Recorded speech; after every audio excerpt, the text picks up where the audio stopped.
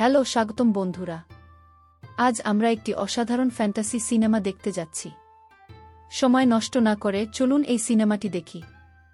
শুরুতে তারা দেখায় যে রাক্ষস এবং মানুষ একসময় একসাথে বাস করত। রাক্ষসদের মধ্যে একটি দুষ্ট রাক্ষস মানুষকে তার দাস বানাতে চেয়েছিল। মানুষ যখন এই কথা জানতে পেরেছিল, তারা একটি বিশেষ তরবারি তৈরি করেছিল। সেই তরবারি দিয়ে তারা তার মাথা কেটে ফেলেছিল এবং তাকে হত্যা করেছিল। যদিও সে মারা গিয়েছিল, তার আত্মা তা করেনি। তাই তারা তার আত্মাকে একটি পাথরের ভেতরে আটকে রেখেছিল এবং বছরের পর বছর ধরে মানুষ এটিকে রক্ষা করেছিল।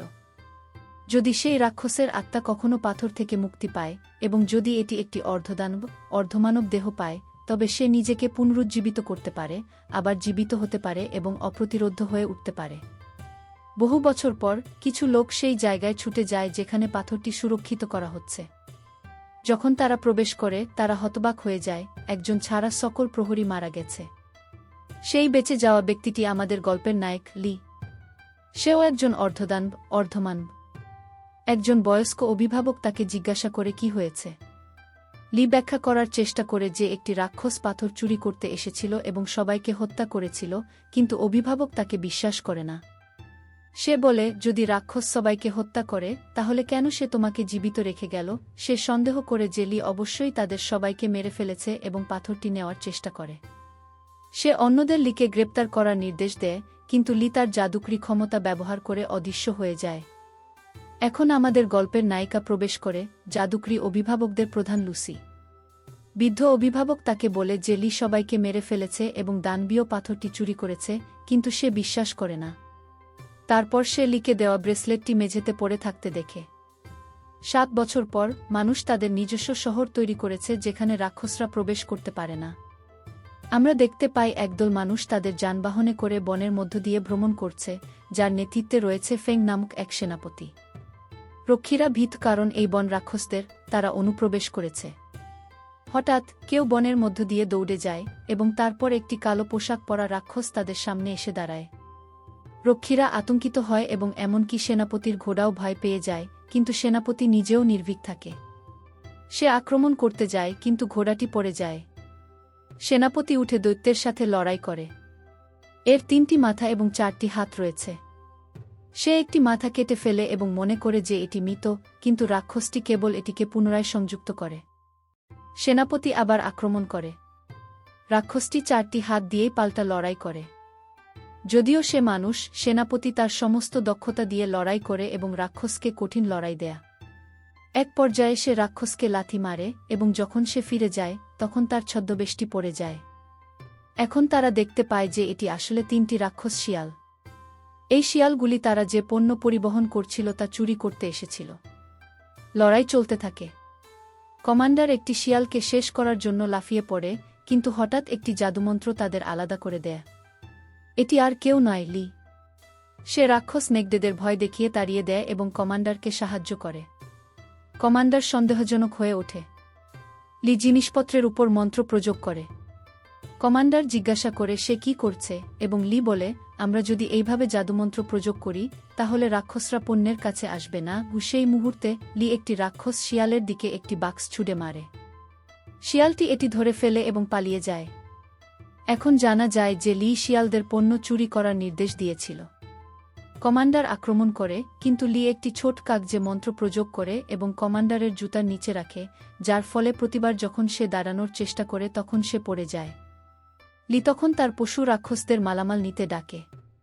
অনেক বিভিন্ন রাক্ষস প্রাণী দেখা দেয়া, এমনকি প্রজাপতিও জিনিসপত্র চুরি করে। কমান্ডার বিভ্রান্ত এবং অসহায়। এরপর আমরা জঙ্গলে একটি বাড়ি দেখতে পাই যেখানে লি থাকে। সে একটি গাছে। সে গত 7 বছর ধরে এই রাক্ষসদের সাথে কাটিয়েছে। পরের দৃশ্যে আমরা মন্দিরে ফিরে আসি যেখানে রাক্ষস পাথরটি সুরক্ষিত। 2টি ঈগল রাক্ষস এটি চুরি করতে আসে। প্রবেশের পর তারা সমস্ত রক্ষককে হত্যা করে এবং পাথরের কাছে পৌঁছায়। তারা এর চারপাশের সোনালি সুরক্ষামূলক আবরণটি গলিয়ে দেয়। লুসি এসে মন্ত্র দিয়ে গলিয়ে উল্টে দেয়। একটি ঈগল রাক্ষস পাথরটি ধরে কিন্তু সোনার খাঁচায় আটকা পড়ে। আরেকটি ঈগল রাক্ষস তার কাছ থেকে পাথরটি ছিনিয়ে নিয়ে পালিয়ে যায়। লুসি তাকে ছাদের উপারে তাড়া করে এবং তীর দিয়ে তাকে গুলি করে। সে পড়ে যায় এবং অজ্ঞান হয়ে যায়। যখন সে জেগে ওঠে পাথরটি তার কাছে থাকে। সেই মুহূর্তে 3টি রাক্ষস শিয়াল এসে পাথরটি নিয়ে পালিয়ে যায়। ঈগল রাক্ষস তাদের তাড়া করার চেষ্টা করে, কিন্তু লুসি এবং তার রক্ষকরা আসে, তাই সে তার জীবন বাঁচাতে পালিয়ে যায়। একজন রক্ষক পাথর দিয়ে শিয়ালদের দেখতে পায়।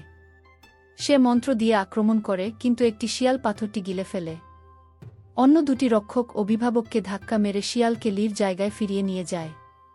পালিয়ে যাওয়া ঈগল রাক্ষস একটি তুষারময় অঞ্চলে যায় যেখানে একটি তুষার রাক্ষস থাকে। সেই তাদের পাথরটি চুরি করার নির্দেশ দিয়েছিল। সে মানুষের উপর প্রতিশোধ নিতে চায় কারণ তারা একবার তাকে বন্দী করেছিল, যদিও সে পালাতে সক্ষম হয়েছিল। তাদের ব্যর্থতায় ক্ষুব্ধ হয়ে সে ঈগল রাক্ষসটিকে বরফ করে দেয় এবং একটি শক্তিশালী রাক্ষস বাহু বিশিষ্ট একটি দানবকে ডাকে। সে সেই বাহু ব্যবহার করে ঈগল রাক্ষসকে হত্যা করে।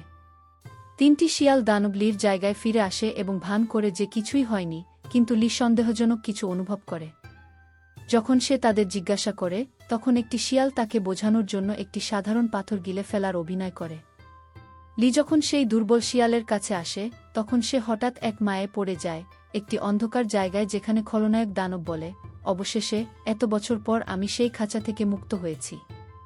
এখন আমার আবার জীবিত হওয়ার জন্য তোমার শরীর দরকার কি? লি হঠাৎ জ্ঞান ফিরে পায়, শিয়ালকে ভিতরে নিয়ে যায়, একটি মন্ত্র দিয়ে দরজা বন্ধ করে দেয় এবং গাছের দানবদের সতর্ক করে দেয় যে এটি না খুলতে। এখন তারা একটি ফ্ল্যাশব্যাক দেখায় যেখানে লি, লুসি এবং লির বন্ধু তাদের শৈশব থেকে সেই মন্দিরে ছিল, এটি রক্ষা করার প্রশিক্ষণ নিয়েছিল। একদিন লির একটি ভ্রম হয়েছিল যে দানব পাথরের চারপাশের সোনা গলে যাচ্ছে। সে হতাশ এবং বিরক্ত হয়ে পড়ে। লির বন্ধু তাকে শান্ত করার চেষ্টা করেছিল, কিন্তু হঠাৎ লি চিৎকার করে ওঠে এবং তার শক্তি তার বন্ধুকে উড়িয়ে দেয়। লির চোখ লাল হয়ে যায় এবং সে একটি দানবে রূপান্তরিত হতে শুরু করে। কিন্তু লির বন্ধু কোনো ভয় ছাড়াই তার সামনে দাঁড়িয়ে লির রূপান্তর নিয়ন্ত্রণ করার জন্য এবং তাকে আবার মানুষের রূপে ফিরিয়ে আনার জন্য মন্ত্র প্রয়োগ করে। এই সব ঘটেছিল কারণ লি অর্ধেক মানুষ এবং অর্ধেক রাক্ষস ছিল। এই সব মনে রেখে লুসি চিন্তিত হয়ে পড়ে। শুরুতে যখন সমস্ত রক্ষী মারা যায়, লির বন্ধুও মারা যায়। তাই লুসি তার বন্ধুর কবরে প্রার্থনা করে। বর্তমানের কথা, রাজার সমস্ত মূল্যবান জিনিসপত্র হারিয়ে যাওয়ায় প্রধান সেনাপতি ফেংকে 3 দিনের মধ্যে সবকিছু ফিরিয়ে আনতে সতর্ক করেন এবং তারা তার সেনাপতির পদ থেকে সরে যান। লির সন্ধানে ফেং শহরের বাজারে ঘুরে বেড়ায়। লোকেরা তাকে কারো সম্পর্কে বলে এবং যখন সে সেই জায়গায় যায়, তখন হঠাৎ একটি মেয়ে তাকে বেঁধে ফেলে এবং তাকে মারতে শুরু করে। এমনকি সে ফেং যাকে খুঁজছিল তাকেও মারধর করে। সে লির সহকারী হিসেবে যোগ দিতে চায় এবং সেই ব্যক্তি অন্য কোনো উপায় না পেয়ে তাকে রাক্ষসদের সাম্রাজ্য সম্পর্কে বলে এবং তাকে একটি মানচিত্র দেয়া। কিন্তু সে জানে না কিভাবে সেই জায়গায় পৌঁছাতে হবে। ফেং বলে, আমি তোমাকে সেখানে নিয়ে যাব, এবং সে রাজি হয়ে তাকে ছেড়ে দেয়। সে তাকে ছেড়ে দেওয়ার সাথে সাথেই সে তৎক্ষণাৎ তার হাত দড়ি দিয়ে বেঁধে দেয় যাতে নিশ্চিত হয় যে সে তার উপর কোনো মন্ত্র ব্যবহার না করে। তারা পাহাড়ের মধ্য দিয়ে ভ্রমণ করে এবং একটি কুয়াশাচ্ছন্ন পাহাড়ে পৌঁছায়। তাদের সামনে একটি বিশাল গর্ত। ফেং কিভাবে এটি অতিক্রম করবে তা নিয়ে বিভ্রান্ত। মেয়েটি খাড়া পাহাড় অতিক্রম করার জন্য মন্ত্র প্রয়োগ করার চেষ্টা করে, কিন্তু কিছুই কাজ করে না। হঠাৎ একটি প্রবল বাতাস বইতে থাকে। চারপাশের মূর্তিগুলো আগুনে জ্বলে ওঠে এবং তারপর গর্তের উপর দিয়ে একটি বিশাল সেতু তৈরি হয়। সেতুটি সরাসরি রাক্ষসদের সাম্রাজ্যের সাথে সংযুক্ত হয়। যদি রাক্ষসরা জানে যে তারা মানুষ, তাহলে তারা তাদের হত্যা করবে। তাই মেয়েটি তাদের দুজনের উপর কিছু জাদুকরি জল ছিটিয়ে দেয় যাতে রাক্ষসরা তাদের বুঝতে না পারে। যখন তারা রাক্ষস নগরীতে প্রবেশ করে, তখন সে সমস্ত দানব এবং রাক্ষসদের দেখতে উপভোগ করে, কিন্তু ফেং অস্বস্তিকর এবং ভীত। ইতিমধ্যে মেয়েটি বাজারে লিকে দেখতে পায়। সে তার কাছে দৌড়ে গিয়ে বলে, প্রভু, আমি এতদিন ধরে তোমাকে খুঁজছি, এবং তাকে তার সহকারী হিসেবে গ্রহণ করার জন্য অনুরোধ করে। ঠিক তখনই ফেং এসে লির হাত ধরে বলে, অবশেষে আমি তোমাকে ধরে ফেলেছি। কিন্তু মেয়েটি বাধা দেয় এবং লিকে রক্ষা করে বলে, তোমার সাহস কিভাবে হলো আমার প্রভুকে স্পর্শ করার? এদিকে লি ফেংয়ের হাতে মন্ত্র প্রয়োগ করে। এর ফলে ফেংজের নিজের হাত তাকে মান্য করা বন্ধ করে দেয়া। এরপরে লি এমন এক জায়গায় যায় যেখানে একটি বিশাল হাঙ্গর রাক্ষস বাস করে। লি হাঙ্গর রাক্ষসের কাছে বিশেষ তরবারিটি চায়, একমাত্র তরবারি যা পাথর এবং তার ভেতরে আটকে থাকা দুষ্ট রাক্ষসকে ধ্বংস করতে পারে। কিন্তু হাঙ্গর রাক্ষস ইতস্তত করে এবং বলে, আমি কিভাবে সেই মূল্যবান তরবারিটি পাব? আমার কাছে এটি নেই। লি তাকে বিশ্বাস করে না। সে তার ক্ষমতা ব্যবহার করে দোকানের সমস্ত মূল্যবান জিনিসপত্র বাতাসে ভাসিয়ে দেয়া। সে হাঙ্গর রাক্ষসকে সতর্ক করে, যদি তুমি আমাকে তরবারিটি না দাও, আমি সবকিছু ফেলে দেব। হাংরের রাক্ষসটি তখন জিজ্ঞাসা করে, যদি আমি তোমাকে তরবারি দেই, তাহলে তুমি আমাকে কি দেবে? লি তাকে দুটি মানুষ অফার করে, সেনাপতি এবং মেয়ে ছাড়া আর কেউ নয়। তৎক্ষণাৎ সেনাপতি এবং মেয়েটিকে বন্দী করা হয়। রাক্ষসরা সেনাপতিকে একটি খাঁচায় ফেলে দেয় এবং তাকে একটি রাক্ষসের সাথে লড়াই করার নির্দেশ দেয়া। তারা বলে যে যদি সে জিততে পারে তবেই তারা মেয়েটিকে ছেড়ে দেবে। ময়দানের ভেতরে একটি ছোট বাচ্চা রাক্ষস প্রবেশ করে। সেনাপতি মনে করে এটি কেবল একটি ছোট রাক্ষস, আমি সহজেই জিততে পারি। কিন্তু হঠাৎ রাক্ষসটি তার পা ধরে তাকে কামড় দেয়। সে তার উপর উঠে পড়ে এবং প্রচণ্ড আক্রমণ শুরু করে। অন্য কোনো উপায় না পেয়ে সেনাপতি রাক্ষসটিকে মাটিতে আছড়ে ফেলে এবং বারবার আঘাত করে। কিন্তু রাক্ষসকে মারধর করা একটি বিশাল ভুল হয়ে ওঠে, কারণ প্রতিবার আঘাত করার সাথে সাথে সেই রাক্ষসটি বড় হয়। এটি দ্রুত বৃদ্ধি পায়, হাল্কের মতো দৈত্য হয়ে ওঠে। পূর্ণবয়স্ক হয়ে রাক্ষসটি সেনাপতিকে ধরে তার সাথে ফুটবলের মতো খেলে। ইতিমধ্যে লি এবং হাংরের রাক্ষস সেই জায়গায় যায় যেখানে বিশেষ তরবারি রাখা হয়। পথে লি একটি ছোট কাগজে একটি মন্ত্র প্রয়োগ করে এবং এটিকে উড়ে যেতে পাঠায়। আমরা এখনও জানি না কেন সে এটা করেছিল। হাংরের রাক্ষস লিকে তলোয়ারটি কোথায় রাখা হয়েছে তা দেখায় এবং চলে যায়। লি তার জাদু ব্যবহার করে তরবারির বাক্সের চারপাশে বাঁধা শিকল ভেঙে ফেলে। সে এটি খুলে বিশেষ তরবারিটি দেখতে পায়। সে এটি নিয়ে পালানোর প্রস্তুতি নেয়। কিন্তু সেই মুহূর্তে মন্দিরের রক্ষীরা এসে পৌঁছায়, তারা তাকে অনুসরণ করছিল। যাই হোক, লি তার বুদ্ধিমান জাদুকর হওয়ায় মাটিতে মন্ত্র ফেলে একটি গর্ত খুলে পালিয়ে যায়। রঙ্গভূমিতে ফিরে দৈত্যাকার রাক্ষসটি এখনও সেনাপতির সাথে খেলছে। হঠাৎ লি যে জাদুকরি কাগজের মন্ত্রটি আগে পাঠিয়েছিল তা রঙ্গভূমিতে উড়ে যায় এবং দৈত্যাকার রাক্ষসের পায়ে লেগে যায়। আমরা ইতিমধ্যেই জানি যে কেউ সেই মন্ত্রের দ্বারা স্পর্শ করে সে ঠিকভাবে দাঁড়াতে পারে না। তাই দৈত্যাকার রাক্ষসটি মাটিতে পড়ে যায়। ইতিমধ্যে লি পালানোর চেষ্টা করে, কিন্তু রক্ষীরা তাকে বাধা দেয়। সে এখনও তাদের এড়িয়ে যেতে সক্ষম হয়। তারপর লুসি এসে একটি মন্ত্র করে যা লিকে একটি মায়ার মধ্যে আটকে দেয়। সেই মায়ের মধ্যে লুসি উপস্থিত হয় এবং তাকে জিজ্ঞাসা করে, তুমি কেন আমাদের সাথে বিশ্বাসঘাতকতা করে সমস্ত রক্ষীদের হত্যা করলে? অন্যদিকে যখন সেনাপতি বিশাল রাক্ষসের সাথে লড়াই করছেন, তখন সহকারী মেয়েটি তাকে একটি ধারণা দেয়া। সে তাকে বলে যে এটি থামানোর একমাত্র উপায় হল এর শিং ধরে আঘাত করা। যখন সেনাপতি রাক্ষসের শিং ধরে আঘাত করে, তখন বিশাল রাক্ষসটি আবার ছোট শিশু রাক্ষসে পরিণত হয়। সেনাপতি একটি কুঠার তুলে নেয়, কারণ সে জানে যে রাক্ষসকে হত্যা করাই মেয়েটিকে বাঁচানোর একমাত্র উপায়। কিন্তু যখন সে রাক্ষসের নিষ্পাপ শিশুসুলভ মুখ দেখে, তখন সে তাকে হত্যা করতে পারে না। পরিবর্তে সে সেই রাক্ষসদের দিকে ফিরে যায় যারা মেয়েটিকে বেঁধে রেখেছিল এবং তাদের সাথে লড়াই করে। মানুষটি তাকে সাহায্য করেছে দেখে ছোট রাক্ষসটিও কমান্ডারকে সাহায্য করার জন্য তার নিজের রাক্ষস ধরনের বিরুদ্ধে লড়াই করে কৃতজ্ঞতা প্রকাশ করে। এদিকে লি এবং লুসি তরবারির জন্য লড়াই করছে। লড়াই চলাকালীন বাক্সটি ভেঙে যায় এবং তরবারিটি মেঝেতে বিদ্ধ হয়। তরবারিটি দেখে সেনাপতি সুরক্ষার জন্য এটি তুলে নেয় এবং নিজেকে এবং মেয়েটিকে রক্ষা করার জন্য এটি ব্যবহার করে। অন্যান্য রাক্ষসরা বিশেষ তরবারিটি দেখে ভীত হয় এবং কাছে আসতে দ্বিধা করে। এমনকি তরবারি দিয়েও তারা সম্পূর্ণরূপে পালাতে পারে না। হঠাৎ লি ভবনের মধ্য দিয়ে প্রবেশ করে এবং রাক্ষসদের সাথে লড়াই করে তাদের চারপাশে একটি জাদুকরি ঢাল তৈরি করে। একজন অভিভাবক লিকে আক্রমণ করতে চলেছে, কিন্তু লুসি হস্তক্ষেপ করে এবং আক্রমণকে বাধা দেয়া। এই কারণে লুসি দুর্বল হয়ে পড়ে এবং ভেঙে পড়ে। এটি দেখে লি রেগে যায়। তার চোখ আবার লাল হয়ে যায়। সে চিৎকার করে এবং প্রচণ্ডভাবে রাক্ষসকে আক্রমণ করে। লুসিকে বাঁচানোর জন্য সে একটি টেলিপোর্টেশন পোর্টাল তৈরি করে এবং তাকে তার গোপন স্থানে নিয়ে যায়। কমান্ডার এবং সহকারী মেয়েটিও তার সাথে টেলিপোর্ট করে লির লুকানো বাড়িতে পৌঁছায়। লি লুসির ক্ষতগুলি চিকিৎসা করে এবং তাকে চেতনায় ফিরিয়ে আনে। ঘুম থেকে ওঠার সাথে সাথে সে তরবারিটি ধরে রেগে জিজ্ঞাসা করে, তুমি কেন আমাদের সাথে বিশ্বাসঘাতকতা করলে? আর কেন তুমি তোমার সেরা বন্ধুকে হত্যা করলে? লি তাকে শান্ত করে ফ্ল্যাশব্যাক প্রকাশ করে। সে ব্যাখ্যা করে যে সেই রাতে সে এবং অন্যরা মন্দির পাহারা দিতে গিয়েছিল। কিন্তু তার বন্ধু তাকে থামিয়ে দিয়ে বলে, আজ রাতটি একটি বিশেষ রাত। তোমার রাক্ষস শক্তি বৃদ্ধি পেতে পারে। যদি গুরুরা তা দেখে তারা তোমাকে হত্যা করতে পারে।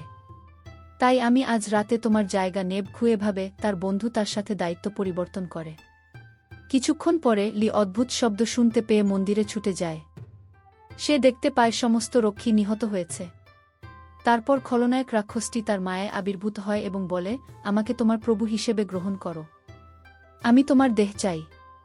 আমাকে এটা দাও। সে লিকে তার 9 মাথাওয়ালা সাপ দিয়ে হুমকি দেয়। কোনোভাবে লি মায়া থেকে পালাতে সক্ষম হয় এবং স্বাভাবিক অবস্থায় ফিরে আসে। যখন সে জ্ঞান ফিরে পায় তখন সে দেখতে পায় তুষার রাক্ষসটি তার বন্ধুকে আক্রমণ করছে। লি তার আক্রমণ ঠেকাতে একটি ঢাল তৈরি করে, কিন্তু তুষার রাক্ষসটি তার বন্ধুকে হত্যা করে পালিয়ে যায়। যখন লুসিকে এই সব ব্যাখ্যা করছিল তখন কমান্ডার লক্ষ্য করলেন যে লি যেখানে সিলিং মন্ত্র রেখেছিলেন সেখানে দরজা কাঁপছে। সে রক্ষী শিয়ালদের এড়িয়ে সেদিকে এগিয়ে গেল। তৎক্ষণাৎ পাথরটি গিলে ফেলা শিয়ালটি বেরিয়ে এলো। পাথরটি এখন পাথরের ভেতরে থাকা রাক্ষস দ্বারা সম্পূর্ণরূপে নিয়ন্ত্রিত। এটি তাদের উপর প্রচণ্ড আক্রমণ করে। লি এসে শিয়ালটিকে ধরে ফেলে তাকে ধরে রাখে। সে কমান্ডারকে হত্যা করতে বলে, কিন্তু কমান্ডার দ্বিধা করে। অপেক্ষা না করে লি নিজেই শিয়ালকে হত্যা করে। এর দেহ ভেঙে ধুলো পরিণত হয়। রাক্ষস পাথরটি পড়ে যায়। লুসি পাথরটি তুলে বলে, আমি এটি মন্দিরে ফিরিয়ে নিয়ে যাচ্ছি। সে মন্দিরে টেলিপোর্ট করে। এরপরে তারা শিয়ালের একটি মূর্তি স্থাপন করে এবং শ্রদ্ধার জন্য মৃত প্রাণীটির জন্য আচার অনুষ্ঠান করে। তারপর সহকারী মেয়েটি তার নিজের ফ্ল্যাশব্যাক প্রকাশ করে। সে বলে যে তার কোনো বাবা মা নেই, সে রাক্ষসদের দ্বারা লালিতপালিত অনাথ ছিল। একদিন কিছু অভিভাবক এসে বলল যে রাক্ষসরা একটি মানব এলাকায় বাস করে। তারা তার চারপাশের সবাইকে নির্মমভাবে হত্যা করেছিল। তারা জানত না যে রাক্ষসরা নির্দোষ।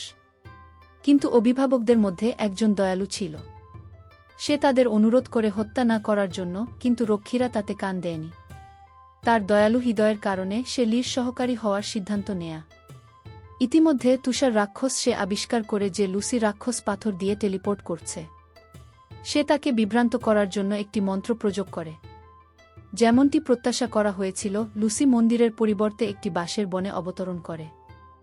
বড় অভিভাবক এমনটা ঘটতে পারে বলে ভবিষ্যদ্বাণী করে তাকে রক্ষা করার জন্য তার রক্ষীদের সাথে সেখানে পৌঁছান। লুসি পাথরটি গুরুকে দেন। হঠাৎ একটি তুষারগোলক তাদের দিকে উড়ে যায়। একজন রক্ষী এটি ধরে ফেলে, কিন্তু তাৎক্ষণিকভাবে বিস্ফোরিত হয়ে তাকে জমে যায়। এটি অন্য কেউ নয় বরং তুষার রাক্ষস দ্বারা করা হয়েছিল। যুদ্ধ শুরু হয় এবং তুষার রাক্ষস রক্ষীদের একে একে হত্যা করে। কেবল বড় গুরু এবং লুসি অবশিষ্ট ছিল। তারা দুজনেই তুষার রাক্ষসের সাথে লড়াই করেছিল, কিন্তু একসাথেও তারা তা সামলাতে পারেনি। সেই মুহূর্তে তুষার রাক্ষস বড় গুরুকে হত্যা করে লুসিকে একমাত্র জীবিত রেখে যায়। তুষার রাক্ষস তাকে হত্যা করতে যাচ্ছিল, হঠাৎ লি উড়ে এসে তাকে রক্ষা করে। তুষার রাক্ষস তখন লির সাথে কথা বলে বলল, তার একজন প্রভু আছে যিনি তাকে এইসব করার আদেশ দিয়েছিলেন। সে তাকে বলল, যদি তুমি প্রতিশোধ নিতে চাও আমার প্রভুর সাথে দেখা করতে আমার সাথে চল। লি লুসিকে বলল, আমি তার মুখোমুখি হব, এবং চলে গেল। লি চলে যাওয়ার পর ফনাধারী লোকটি এসে পৌঁছাল। সে লুসির দিকে তার হাত পাঠাল। হাতটি তার ঘাড় ধরে তাকে বাতাসে তুলে নিল এবং তাকে ভাসিয়ে দিল। এদিকে লি তুষার রাক্ষসের সাথে লড়াই করছিল। লির আসল শক্তি না জেনে সে বেপরোয়াভাবে লড়াই করছিল। লি অনেক শক্তিশালী হওয়ায় সে তার মাথা কেটে ফেলে, কিন্তু শিরশ্ছেদ করার পরেও সে কথা বলতে থাকে। সে বলে, আমার একজন প্রভু ছিল। তুমি কি জানো সে কে? এটা তোমার সবচেয়ে ভালো বন্ধু, যাকে তুমি মৃত ভেবেছিলে। সেই মুহূর্তে জানা গেল যে মুখোশ পরা লোকটিই খলনায়ক এবং তুষার রাক্ষস লির বন্ধুর জন্য কাজ করছিল, যে এখন খলনায়ক। খলনায়ক তারপর লুসিকে তার গল্পটি বলল। ফ্ল্যাশব্যাকে লি একবার রাক্ষসে রূপান্তরিত হয়ে গর্জন করেছিল। সেই গর্জনের শক্তি তার বন্ধুকে অনেক দূরে ঠেলে দেয়া। লির শক্তি দেখে তার বন্ধু সিদ্ধান্ত নেয় যে সে নিজের জন্য সেই একই রাক্ষস শক্তি চায়। তারপর সে লুসিকে নামিয়ে দিল, তার কাছ থেকে পাথরটি কেড়ে নিল, নিজের সাথে লাগিয়ে দিল এবং রূপান্তরিত হতে শুরু করল। তার কাটা হাতটি তুষারের নিচে ঝাঁপিয়ে পড়ল এবং হামাগুড়ি দিয়ে চলে গেল। এখন সে সম্পূর্ণরূপে একটি দুষ্ট রাক্ষসে রূপান্তরিত হয়েছিল। ইতিমধ্যে সেই কাটা হাতটি একটি বিশাল মাকড়সার মতো প্রাণীতে পরিণত হয়েছিল, যা তুষার থেকে বেরিয়ে এসে তার প্রভুকে নিয়ে গেল। খলনায়কটি এখন রাজার মতো সত্তায় পরিণত হয়েছিল এবং স্থানটি ছেড়ে চলে গিয়েছিল। এরপর খলনায়ক রাক্ষস সাম্রাজ্যে চলে গেল। তার নতুন ক্ষমতা ব্যবহার করে সে জোরে গর্জন করে সেই শহরের সমস্ত রাক্ষসকে তার নিয়ন্ত্রণে আনল। লির জায়গায় বৃক্ষ রাক্ষসরা সবাইকে যুদ্ধের জন্য প্রস্তুত করছিল, কারণ লি ইতিমধ্যেই তাদের সতর্ক করে দিয়েছিল যে এই ধরনের পরিস্থিতি তৈরি হতে পারে। এই মুহূর্তের জন্য সে তাদের প্রতিদিন প্রশিক্ষণ দিয়েছিল। তার নির্দেশ অনুসারে বৃক্ষ রাক্ষসরা সবাইকে একটি ছোট জাদুকরি কাগজ দিয়েছিল যাতে তারা দুষ্ট রাক্ষসের নিয়ন্ত্রণে না যায়। এই সব শোনার পর এমনকি সেনাপতিও এক মুহূর্তের জন্য দ্বিধাগ্রস্ত হয়ে পড়েন, কিন্তু তিনিও খলনায়কের সাথে লড়াই করার সিদ্ধান্ত নেন। দুষ্ট রাক্ষসের জায়গায় ফিরে লি সরাসরি খলনায়কের রাজ্যে চলে যান, নির্ভীক এবং দৃঢ়প্রতিজ্ঞ। খলনায়ক আরেকটি ফ্ল্যাশব্যাক ব্যাখ্যা করলেন। তিনি একবার তুষার রাক্ষসের সাহায্যে সমস্ত রক্ষীদের হত্যা করেছিলেন এবং সোনার খাঁচা গলানোর জন্য একটি মন্ত্র প্রয়োগ করেছিলেন। এর ফলে পাথরটি মুক্তি পেল, তবে এটি একটি শর্তের সাথে এসেছিল। পাথরটি কেবল এমন একটি প্রাণীকে গ্রহণ করবে যিনি অর্ধদানব এবং অর্ধমানব। এটি না জেনে খলনায়ক পাথরটি ধরেছিল এবং যেহেতু সে সম্পূর্ণ মানুষ ছিল, তাই তার হাত জ্বলতে শুরু করেছিল। এটা দেখে তুষার রাক্ষস তাকে বাঁচাতে তার হাত কেটে ফেলে। এরপর পাথরটি তার আসল অবস্থানে ফিরে আসে। ইতিমধ্যে লি ঘটনাস্থলে উপস্থিত হয়। তুষার রাক্ষস তার দিকে একটি দেহ ছুঁড়ে মারে এবং একটি ভ্রান্ত ধারণা তৈরি করে, যার ফলে লি বিশ্বাস করে যে সে তার বন্ধুকে হত্যা করেছে। তারপর সে চলে যায়। 7 বছরের প্রশিক্ষণের পর খলনায়ক অবশেষে অর্ধেক রাক্ষসে পরিণত হয়, যার ফলে সে পাথরটি নিজের সাথে সংযুক্ত করতে সক্ষম হয়। এরপর খলনায়ক লির সামনে আসে এবং লড়াই শুরু হয়। তারা তীব্র লড়াই করে। এক পর্যায়ে লি তার পেটে তরবারি দিয়ে ছুরিকাঘাত করে। লি ভেবেছিল সে তাকে হত্যা করেছে, কিন্তু খলনায়কের শক্তি এতটাই শক্তিশালী হয়ে উঠেছিল যে সে কেবল তরবারিটি টেনে বের করে ধ্বংস করে দেয় এবং লিকে দূরে ছুঁড়ে ফেলে দেয়। লি দুর্বল হয়ে পড়ে। ইতিমধ্যে সেনাপতি এবং অন্যান্য ভালো রাক্ষস সেতুতে পৌঁছে যায়। হঠাৎ 5টি ইঁদুর রাক্ষস সেতুর নিচে লাফিয়ে পড়ে, এটি ধরে ফেলে এবং সেতুটিকে ক্ষতি করার জন্য কামড় দিতে শুরু করে। দলের একটি মেয়ে গাছে রূপান্তরিত হয় এবং সবাই কি ঘটছে তা দেখার জন্য উপরে উঠে যায়। উপর থেকে তারা খলনায়কের নিয়ন্ত্রিত রাক্ষসদের এগিয়ে আসতে দেখে। যুদ্ধ শুরু হয়। তারা সকলেই দুষ্ট রাক্ষসদের সাথে লড়াই করে। শিশু রাক্ষসটি এক বিশাল রাক্ষসে রূপান্তরিত হয় এবং তার সামনে যারাই দাঁড়াত তাদের ছুঁড়ে ফেলে দেয়া। কিছুক্ষণ পর যুদ্ধক্ষেত্র নীরব হয়ে যায়। তাদের চারপাশের রাক্ষসরা একপাশে সরে যায়। দেখা যায় যে খলনায়ক লিকে তার বিশাল হাতে শক্ত করে ধরে আছে। সবার চোখের সামনেই সে লিকে তার হাত দিয়ে ছুরিকাঘাত করে, তাকে হত্যা করে এবং তার দেহ সেতু থেকে ফেলে দেয়া।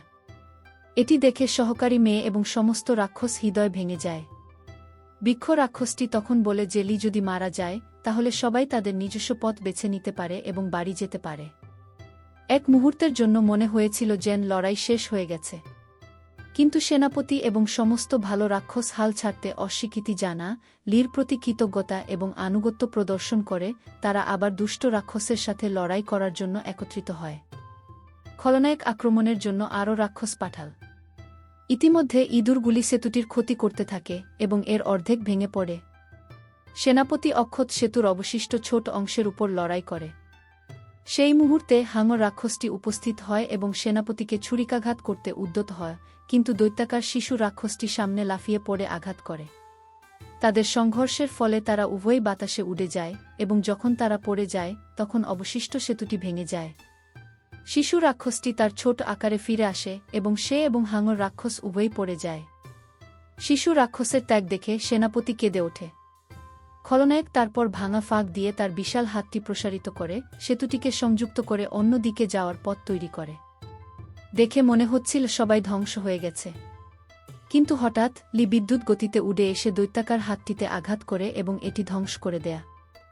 লি আবার জীবিত হয়ে ওঠে। তার চুল এখন সাদা ছিল এবং তার সম্পূর্ণ উপস্থিতি আলাদা ছিল। তার নতুন ক্ষমতার সাথে সে দুষ্ট রাক্ষসের সাথে লড়াই করে। খলনায়ক লড়াই করে এবং তা ধরে রাখতে পারেনি। সে আবার তার বিশাল হাত পাঠায়, কিন্তু লি তার অংশটি ধরে ঘুরিয়ে দেয় এবং এটিকে ছুঁড়ে ফেলে দেয়। তারা প্রচণ্ড লড়াই করে যতক্ষণ না লি দৈত্যের হাত ভেদ করে মুক্ত হয়ে যায়। অবশেষে সে খলনায়কের দেহ ভেদ করে তার কাছ থেকে পাথরটি কেড়ে নেয়। খলনায়কের দেহ জ্বলতে শুরু করে এবং বাতাসে বিলীন হয়ে যায়। তারপর আমরা দেখি কিভাবে লি ফিরে আসে। তার মৃত্যুর পর তার আত্মা দুষ্ট রাক্ষসের অন্ধকার জগতে প্রবেশ করে। দুষ্ট রাক্ষস লিকে তার দাস করার চেষ্টা করে এবং বলে, যদি তুমি আমার দাস হও, আমি তোমাকে আবার জীবিত করব। লি তৎক্ষণাৎ বুঝতে পারে যে দৈত্য তার দেহ চায়। এটি বন্ধ করার জন্য লি ভেতর থেকে তার নিজের দেহ পোড়াতে শুরু করে। দুষ্ট রাক্ষস তাকে থামতে অনুরোধ করে, বলে যে সে লির দেহ চায়। সেই মুহূর্তে লি বলল, আমি কখনই তোমার দাস হব না। তোমার আমার দাস হওয়া উচিত। যদি তুমি এই চুক্তি মেনে নাও, আমি তোমাকে আমার দেহ দেবঘু। অন্য কোনো উপায় না পেয়ে দুষ্ট রাক্ষসটি মেনে নেয় এবং লিতে প্রবেশ করে তাকে পূর্ণ শক্তি দিয়ে আবার জীবিত করে। সেই শক্তি ব্যবহার করে লি খলনায়ককে হত্যা করে এবং পাথরটিকে টুকরো টুকরো করে ফেলে। লুসি তার দিকে ভালোবাসার সাথে তাকাল, কিন্তু লি তার দিকে একবারও তাকায়নি, কারণ দুষ্ট রাক্ষসের সাথে তার চুক্তি অনুসারে তাকে পরিবার রাখা নিষিদ্ধ ছিল। লি অন্যান্য রাক্ষসদের সাথে রাক্ষস সাম্রাজ্যে ফিরে আসেন। সেই দিন থেকে লি রাক্ষস সাম্রাজ্যের রাজা হন এবং সেনাপতি মানব জগতের রাজা হন। গল্পের শেষ। আশা করি আপনারা সবাই উপভোগ করেছেন। দেখার জন্য ধন্যবাদ।